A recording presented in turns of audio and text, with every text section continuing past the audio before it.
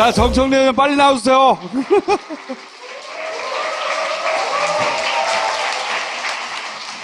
네, 여러분 안녕하십니까. 시대 참 분석인 정청래입니다. 안진걸 사무처장은 저하고 아주 각별한 사이인데요. 분장하고 있더라고요, 오니까. 안진걸, 우리 이번 대선 안진걸? 이긴걸? 너무 좋아. 그랬더니 다 형님 덕분이죠. 맞아. 이렇게 얘기하고 왔는데. 말도 안 되는 커플이에요. 자, 이게 뭡니까? 안진걸 사무처장을 잠깐 제가 칭찬하고자 하는 것은 제 어떻게 보면 운동권 후배 중에서 제가 제일 존경하는 후배인데요. 보통 386 전대현 뭐 변질됐다 뭐 했다 그러는데 저 친구는 학생운동 때 가졌던 마음 자세가 더 열정이 배가 된 친구예요. 그게 살로 올라왔어요. 굉장히 훌륭한 친구고 하나의 단점은 같이 만나서 술 먹으면 술을 못 먹겠어요. 막 너무 떠들어가지고 뭐 어디로 어떻게 되는지를 모르겠어. 그리고 저도 한 말빨 하는데 2시간 만나면 저 친구가 1시간 반을 얘기합니다. 혼자. 근데 2008년 광우병 쇠고기 그 집회 때 저 친구가 큰 공헌을 한 바가 있습니다. 야간 집회를 주도했다고 그래서 잡혀갔어요. 그래서 야간 집회는 집시법, 집시의 자유, 집회, 시위의 자유를 억압했다고 그래서 위헌 제청을 했어요. 그래서 안진걸 처장이 이겼어요. 그래서 5개 야간 집회를 12시 넘어서는 못하게 그걸로 잡아갔었는데 안진걸 처장이 법정 투쟁을 해서 위헌 심판을 이끌어냈습니다. 아주 훌륭한 친구입니다. 이거는 영국 무슨 락 페스티벌에 떴던 거 아니에요? 작가가 이 사진을 한 장 달랑 보내니까 의원님 이게 답니까? 그래서 다다. 오늘 이게 다예요? 네. 웬일이에요? 오늘의 주제는 문재인 현상에 대하여입니다. 우리가 몇 년 전에 안철수 현상이라고 아주 대서특필되면서 매일 거의 우리 안철수 현상이라는 것을 귀에 못이 박히도록 들었어요. 종편에서도 신문에서도. 그때 안철수에 대한 지지율이 25% 안팎이었습니다. 그런데 문재인 대통령의 지지율은 지금 80% 안팎인데 어느 누구도 지금 문재인 현상이란 말을 안 하고 있어요. 이건 너무 이상하지 않느냐. 그래서 제가 문재인 현상에 대해서 내가 떠들고 다녀야 되겠다. 그러면서 요즘 대선 이후에 강연 제목은 문재인 현상에 대하여입니다. 현상은 본질을 대변합니다. 영국 가장 유명한 록 페스티벌에서 이게 다 문재인 덕분이다. 이문덕 있었고요. 메르켈 총리 잘 들으세요. 세계 최초의 분석이에요. 사회과학적. 메르켈 총리가 문재인 대통령하고 회담을 하고 나왔는데 그 회담장 담장 밖으로 100m를 줄 섰어요. 문재인 대통령이 가서 다 악수를 했죠. 그때 메르켈 총리가 뒤를 졸졸 따라다니면서 어머 나 이런 거 처음 봐. 처음 보는 현상이야. 어우 처음이야. 어쩜 이런 일이 다 있어. 이렇게 혼잣말하고 다녔어요. 의원님 그때 없었는데 혼잣말인지 어떻게 하냐고. 아니 말을 했어요. 이런 거 처음 본다고. 그런 말을 했다는 얘기 들었지만 처음 본다 하진 않았고요. 한 번 얘기했다는 얘기 들었어 내가. 좀 이제 양념을 쳐서 하는 얘기예요. 예. 처음 있는 일입니다. 메르켈 총리도 본인이 10년 넘게 총리를 했는데 정상회담 한 다음에 교민들이 나와서 그렇게 열광적으로 환호하는 대통령을 처음 봤습니다. 그리고 G20에 갔는데 박근혜 전 대통령은 취임 첫 G20에서 의장국이나 필수국가 빼놓고 실제로 만나자, 회담하자 한 나라가 거의 없었대요. 근데 문재인 대통령은 19명 국가 정상이 만났으면 좋겠다. 이렇게 얘기했답니다. 본인 제외한 모든 G20 국가 정상들이. 그런 일이 벌어졌어요. 뉴욕, 워싱턴에 갔어요. 교민들이 자발적으로 나와서 I love Jane 이러면서 울거나 괴성을 지르거나 그리고 어디를 가든 다 사인 공세에 지금 이렇게 휩싸여 있죠. 어떤 행사를 가든. 이거는 문재인 대통령 이전에는 없던 현상입니다. 문재인 대통령 취임 이후에만 있는 현상입니다. 또 하나, 강경화 외교부 장관이 야당에서 반대하니까 전직 외교부 장관이 나서서 강경화 후보자를 임명하라고. 이건 헌정사상 처음 있는 일입니다. 김상조 공정거래위원장 야당이 반대하니까 470여 명의 지인, 교수 이런 엘리트들이 국회 정론관에 와서 임명하라고 기자회견을 했습니다. 자, 그런데 다음 아고라에서 장관 임명하라고 청원운동이 벌어집니다. 저는 굉장히 그걸 놀랍게 봤습니다. 현상은 알겠고요. 그래서 이유가 뭡니까? 본질이. 현상은 본질을 대변하는데 그럼 본질은 뭘까? 라고 제가 세계 최초일 겁니다, 아마. 네 가지로 본질을 분석해냈습니다. 네 가지. 짧게 해주세요. 네. 네. 첫 번째, 우리가 보통 해방 전국 때도 독립운동가들이 정권에 참여하지 못했고, 4.19 때도 4.19 혁명을 일으켰는데 참여하지 못했고, 5.18 때도 그러했고, 6월 항쟁 때도 그러했다. 제가 여기까지 얘기했었습니다. 혁명 주체 세력이 실제로 정권 담당자가 되지 못했다. 근데 가만히 제가 촛불을 켜고 심각하게 생각해 본 결과 그 이전에도 그랬다. 그게 1894년에 있었던 동학농민혁명 운동이 그랬습니다. 그때 왕이 따로 있냐, 노비가 따로 있냐, 같은 사람은 똑같다. 인간 평등하다. 이게 이제 동학 인내천 사상이지 않습니까? 녹두 장군 전봉준을 앞세워서 그 탐관 오리들의 폭정에 들고 일어났죠. 고부 군수부터. 그런데 졌어요. 우금치에서 10,000명이 대치했는데 그때 처음으로 외세를 끌어들였습니다. 일본군을 끌어들여서 조선군과 일본군이 연대해서 전봉준 장군과 대치했는데 무기 차이로 우리는 뭐 활 쏘고 뭐 이런 걸로 하는데 거기는 신식 무기로 500m 이상 나가는 거 뭐 이런 걸로 싸우니까 게임이 안 되죠. 10,000명 중에서 9,500명이 몰살당했습니다. 우금치에서. 500명이 살아나갔어요. 그리고 실패했죠. 처절하게. 좌절했고. 근데 그걸로 끝나지 않은 거예요. 이 동학농민운동 사상은 그 정신으로 계승해서 일제치하 의병운동으로 부활했습니다. 그리고 3.1 독립운동 만세로 부활했습니다. 그것이 4.19로 그리고 5.18로 6월 항쟁으로 계승했거든요.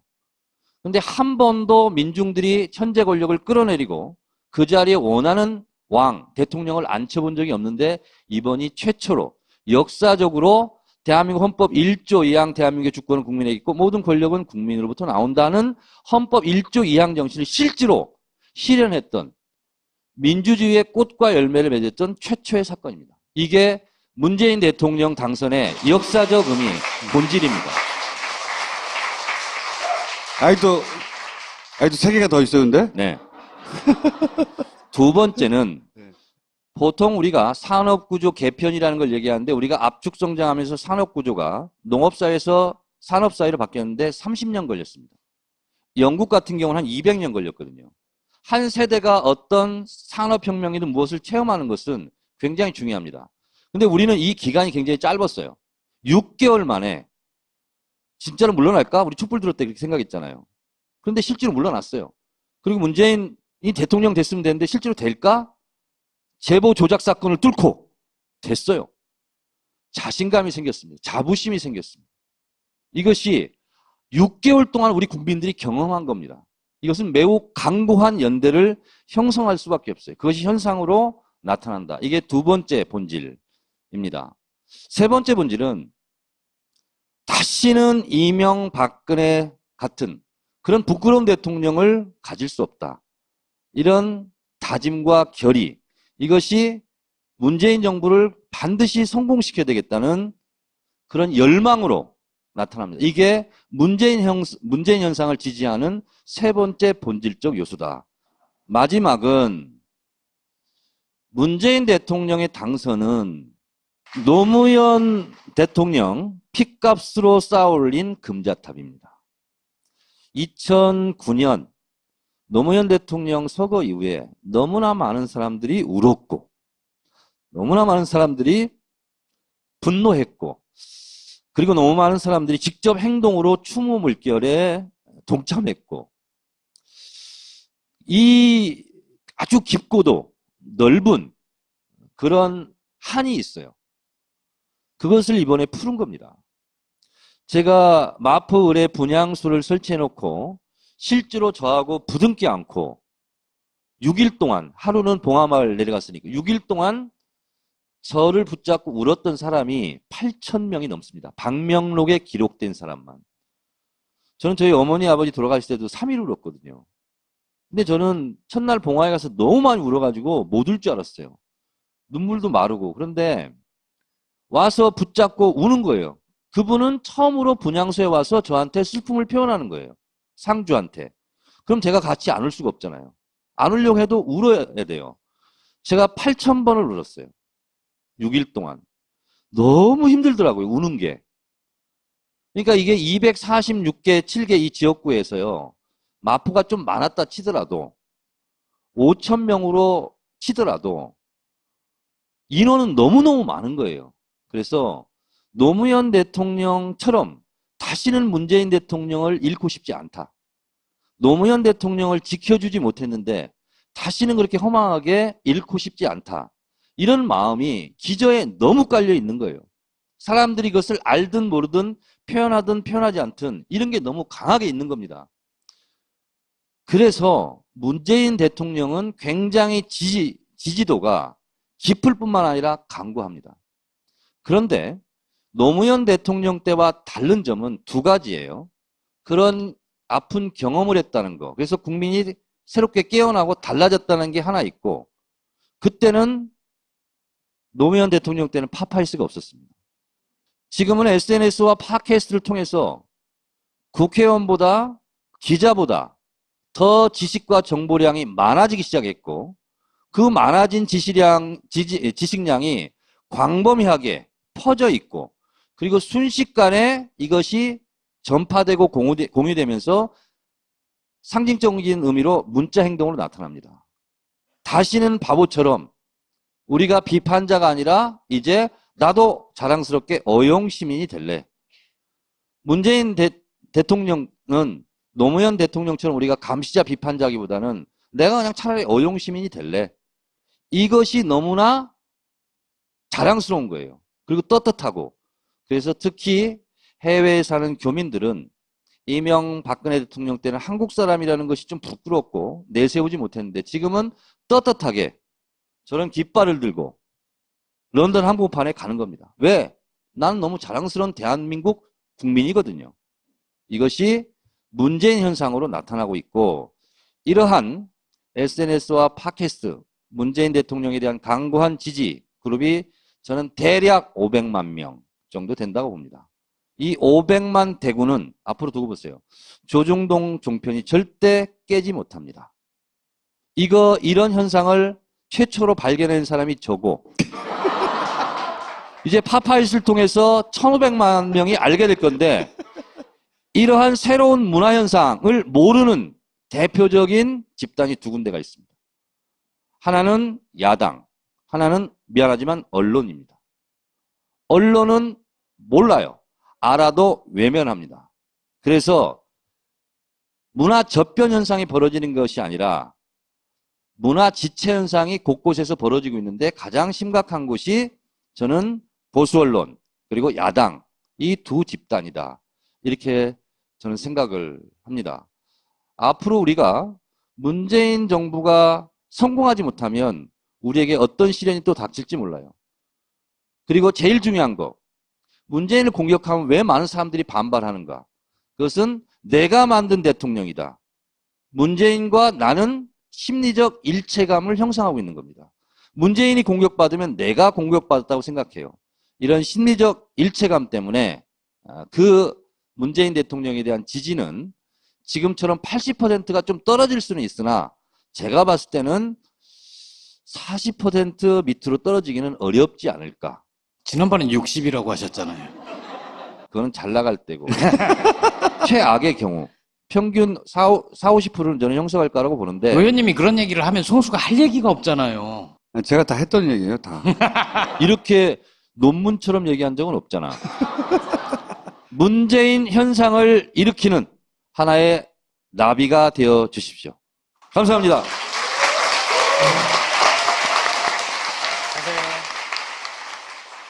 죄인 세균은 순순히 살균 성분을 받으라. 억울하오. 세균이라고 다 같은 유해균이 아니거늘 사람에게 유익한 내가 왜? 닥쳐라! 살균을 하려면 어쩔 수 없으니. 멈추시오.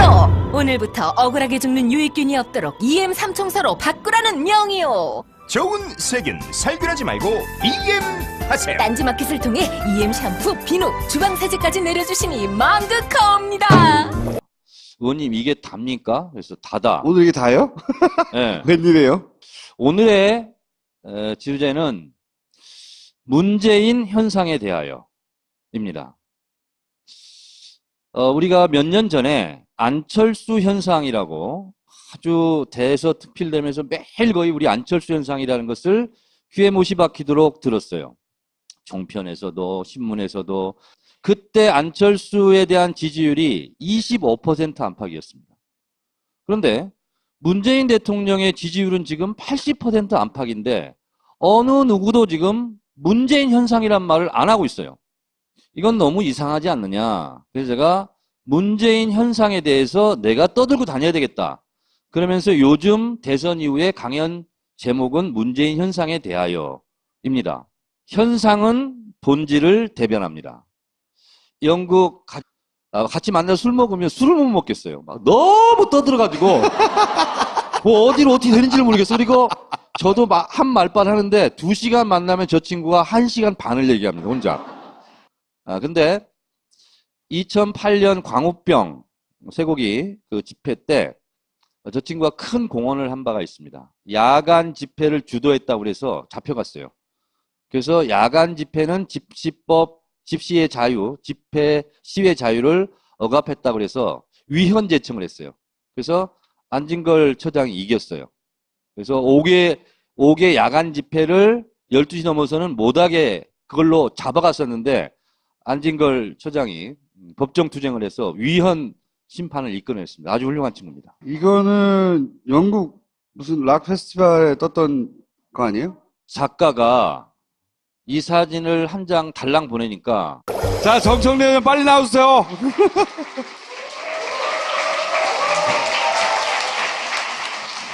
네, 여러분 안녕하십니까. 시대 참 분석인 정청래입니다. 안진걸 사무처장은 저하고 아주 각별한 사이인데요.